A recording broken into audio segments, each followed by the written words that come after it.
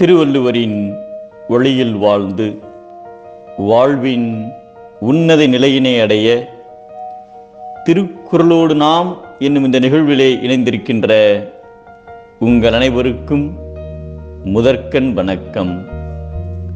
குறள் எண் 343, அதிகாரம் துறவு. சீவகன் என்பவர் ஏமாங்கத நாட்டு மன்னர்.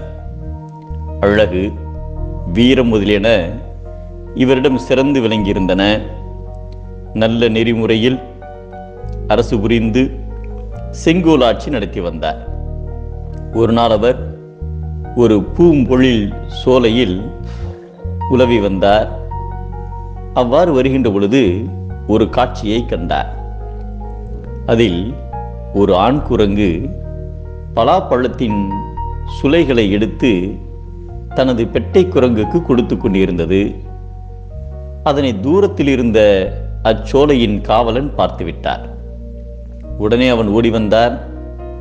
அந்த குரங்குகளை இங்கிருந்து விரட்டினார். அவைகளும் ஓடிவிட்டன. அப்பலாப்பழத்தினை எடுத்துக்கொண்டு அவன் சென்று விட்டான். இந்த நிகழ்வினை பார்த்ததுமே சீவகனின் நெஞ்சம் திகைத்தது. தனது வாழ்க்கையிலும் இதே போன்ற நிகழ்வு நடந்ததை எண்ணி பார்த்தார். சீவகனின் தந்தையை கொன்று கட்டியங்காரன் என்னும் கெட்ட அமைச்சன் அந்த அரசை கவர்ந்து கொண்டான். அவ்வாறு கவர்ந்து கொண்ட அவனை வென்று அதனை சீவகன் மீட்டான். அந்த மீட்சி இந்த காட்சியிலே தெரிந்தது.